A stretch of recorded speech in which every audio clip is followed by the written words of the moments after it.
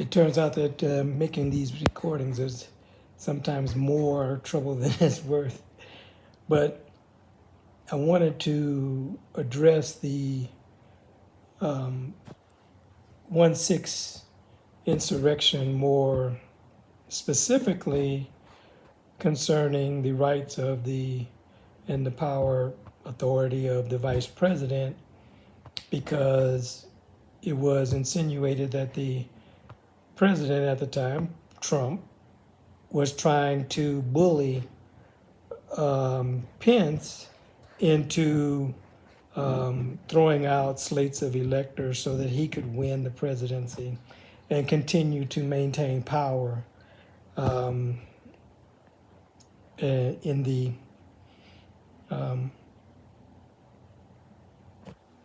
in the in the United States as president, which is very troubling because it points to the fact that we don't really understand our governing system, how it's assembled, how it functions, the roles and responsibilities of the different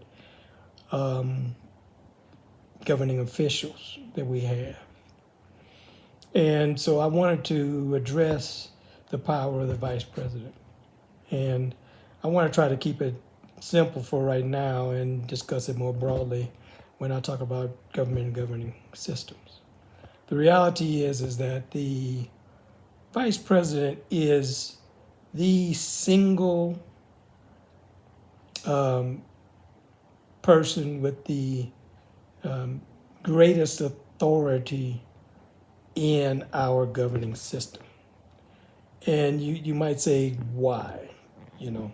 Why is that the case? It's the case because the president of the Senate is the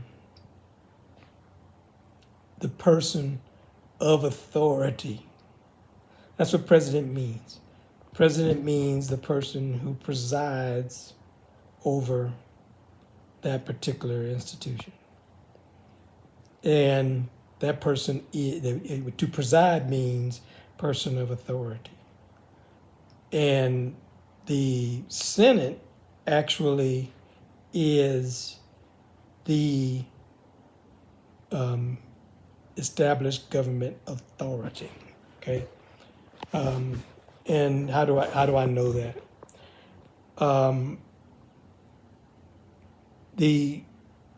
If you actually read Federalist number 51 by Madison, what he tells us is that in a compound republic, which is what the United States is, the legislative authority necessarily predominates. And if we go back to Article 2 of the Articles of Confederation, what it does is it empowers the states assembled in Congress as the Union as the established government authority.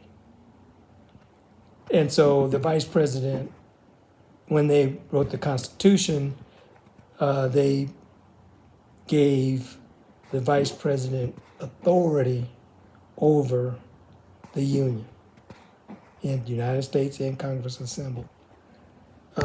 And there's only one president in Congress, and that's the vice president, House and Senate.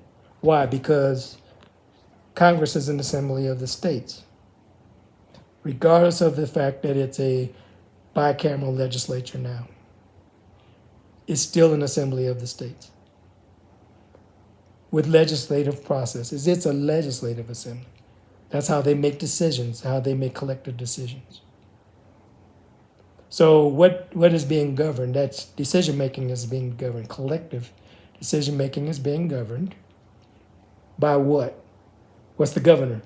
The governor is the legislative processes to reach a majority consensus of the states as the union. So to say that the vice president presides over the legislative assembly and therefore has authority does not mean that the vice president makes the decisions. The vice president does not make policy. The vice president doesn't even suggest policy. That's not the role of the vice president. The role of the vice president is to facilitate decision making, make it possible for the states to make collective decisions. So the actual role of the vice president is to make sure that Congress is assembled properly and that it functions properly. That's the most important role we have in our government. Does the president have any authority? No. The president is under the direction and control of Congress, the union, at all times. He's the union's representative. Okay? That's why it says that the president shall take care to faithfully implement the laws. Okay? Faithfully execute the laws. Faithfully means that you're doing it exactly what you're supposed to be doing, and you're not taking any latitude one way or another. And then when we look at Article 2 of the Constitution, it actually says that the president shall be commander-in-chief only when the troops are called into actual service. Who calls them into actual service? United States and Congress assembled, actually the Senate. That's where the states are assembled as equals with equal suffrage. That's the democracy part of our confederated republic. We have, when people say a democratic republic, that actually means a confederated republic. You have a federal part and a national part. The national part is the Republican form of government, which is in the House. The Senate then is the Confederate part of that Confederated Republic. And we actually have two federal government assemblies in the legislature that operate simultaneously and independently. We have an Article 1, which is the Confederated Republic. And then we have an Article 2, which is the Confederacy, the original Confederacy, without change. They did make some minor adjustments in the number of representatives each state could have, which they fixed at 2. And they changed the term length and they put in the offset elections. And what they did by that was they created continuity and stability of government, because the Senate never changes. The power structure in the Senate never changes. It's always a democracy. It's always the states assembled as equals with equal suffrage, the union, period. And they have the power of concurrence over all laws and all treaties. And what's a treaty? Well, a treaty is everything that a state was entitled to do as a free and independent state, which is levy war, conclude peace, establish alliances, and contract alliances and establish commerce, international commerce.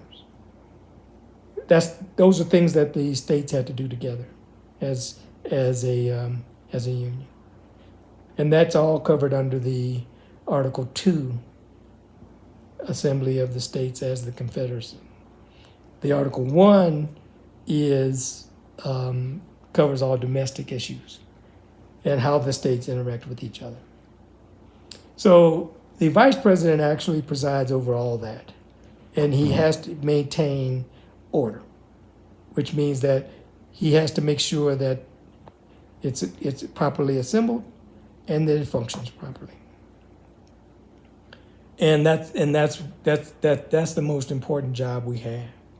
So when it comes to the elections and other things which go right to the assembly of our government, then the vice president, as president of the Senate, has all authority to make sure that those things are done properly. So on one hand, you say that the vice president doesn't have the authority to overturn the election, which they do, but not in the way that was suggested by Trump in order to make him win. Okay?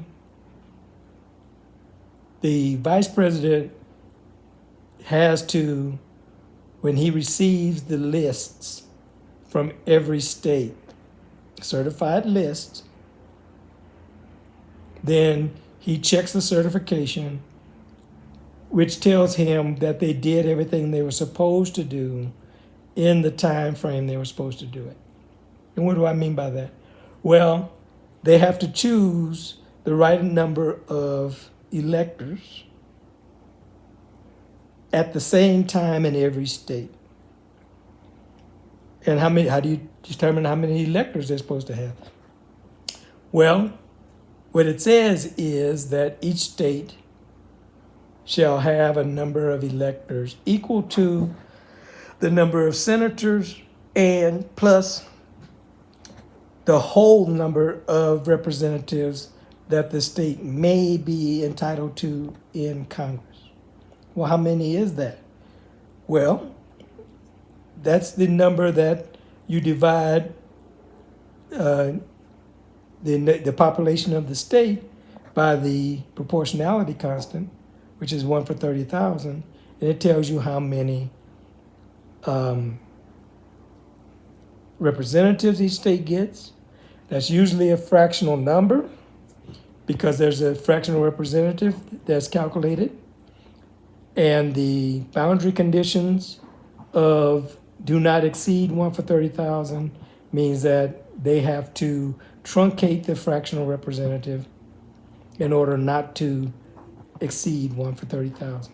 So for Colorado, in 2020, they had 167 point, I think 3 or 6 or something like that, representatives calculated.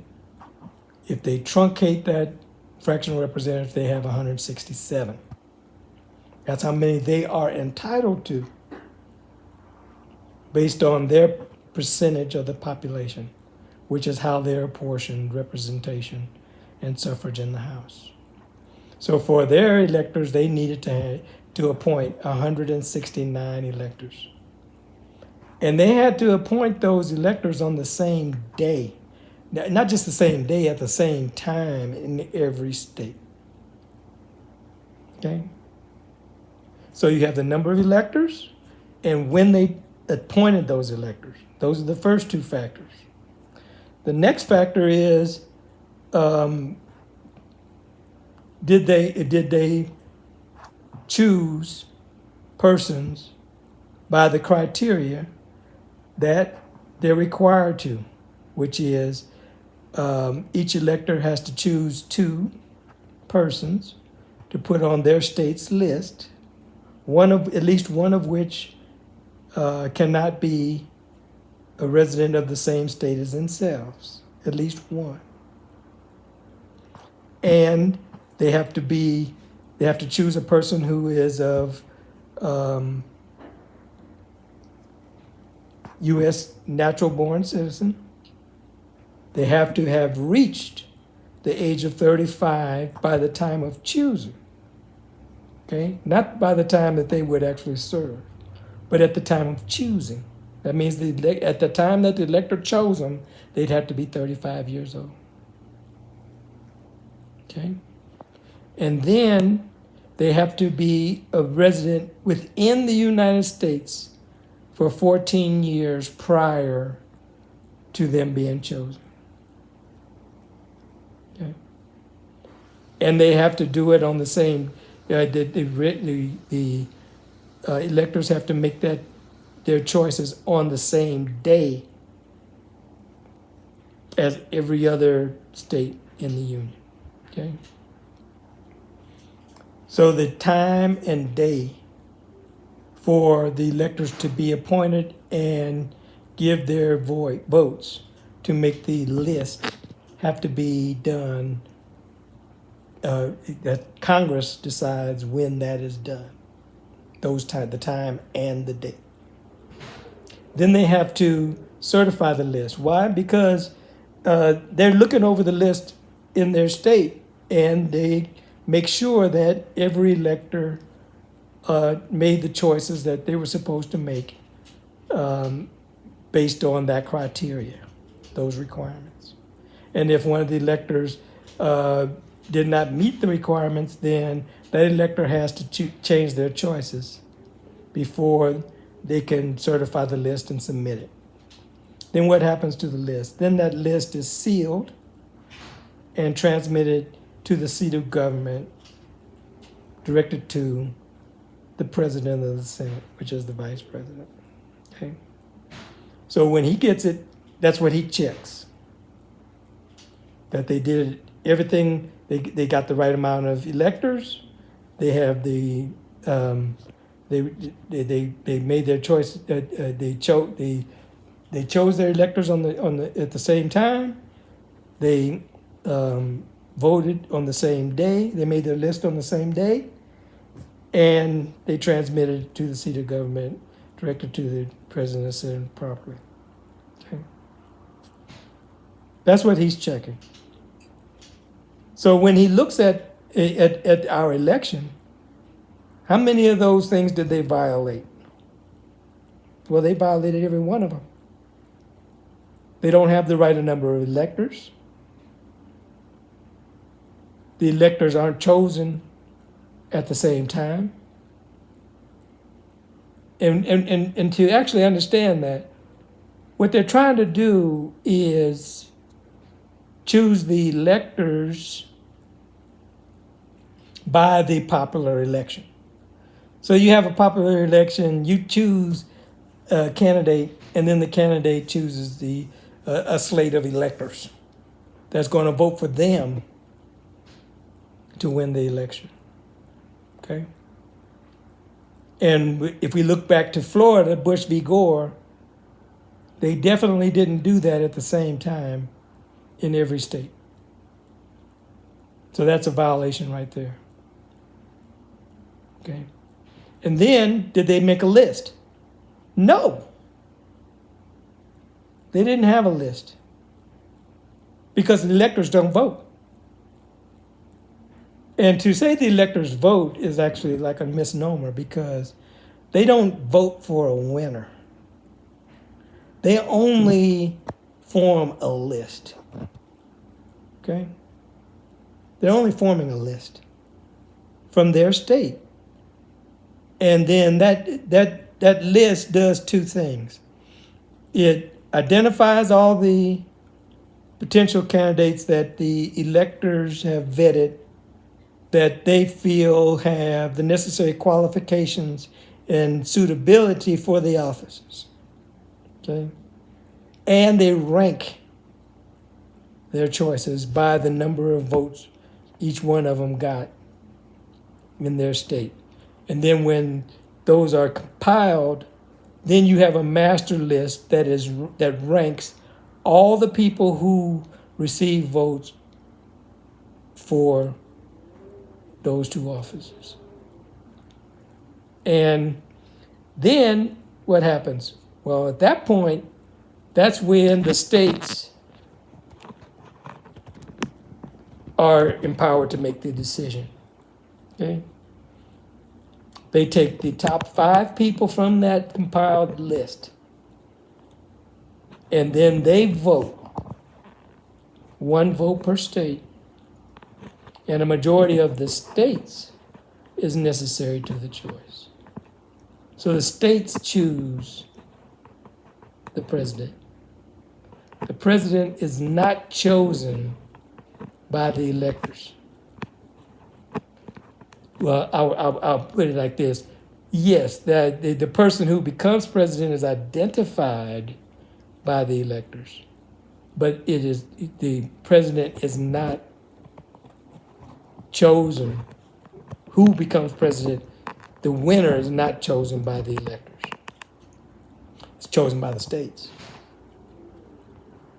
And even if a person receives a majority of the electors on that first ballot, when they compile all of the ballots of the electors, it's still a choice of the states because the electors are an exact copy of the representation that's in the House. An exact copy. One for one. And that in the representatives in the House are a representation of the people, of the population, of the people as a whole. All the people. Why? Because they did it by per capita apportionment based on an enumeration. Okay. So the states choose. The list is formed by the electors. Then the states choose from that list, from the top people on the list, who will be president and vice president. Okay? So the idea that they vote in Congress to certify election results is totally inappropriate. No, they don't vote in Congress for that. And when it comes to winner takes all of electors, electoral college votes, no. The time for the states to vote with one vote per state is after the list has been compiled and the top 5 persons have been identified. You don't win a state. Okay? That's not how that works. You don't win a state.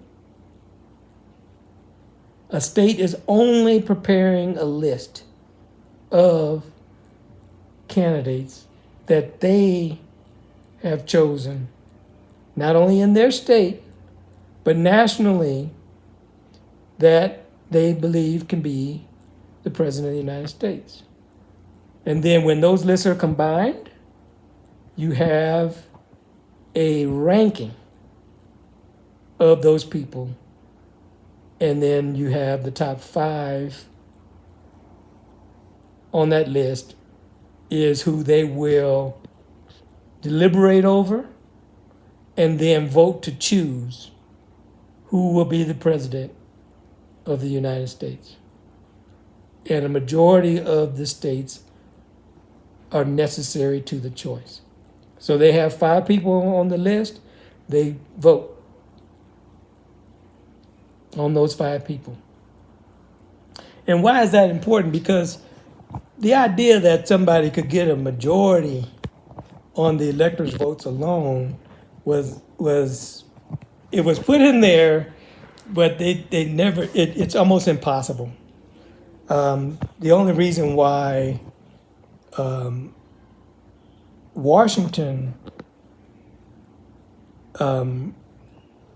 won that way is because everybody loved Washington.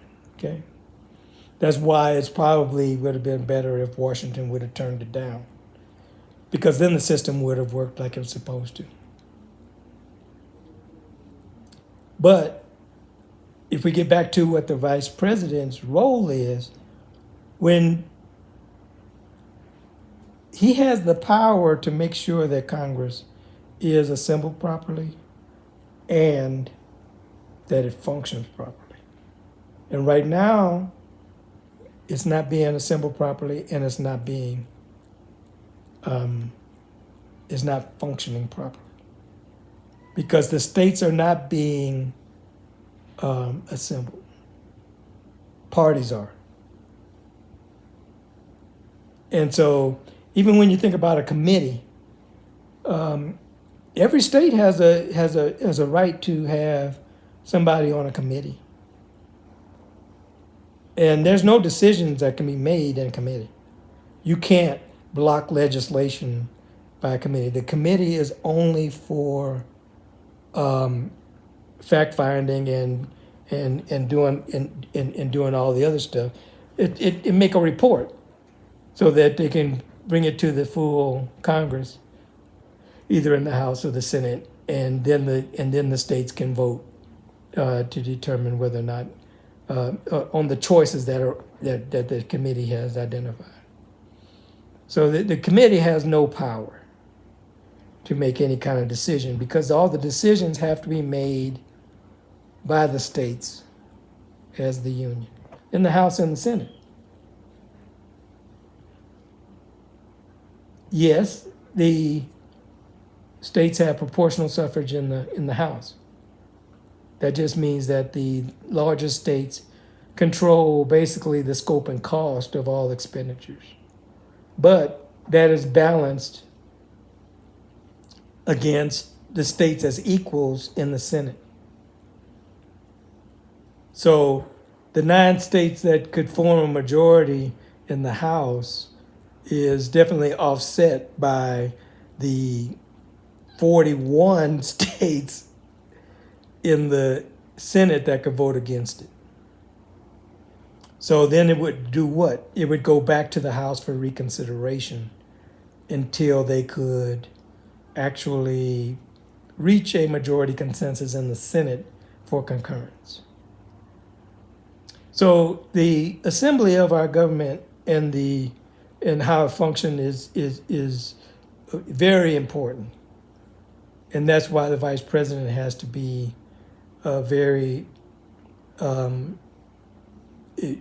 is more critical than any other government official that we have.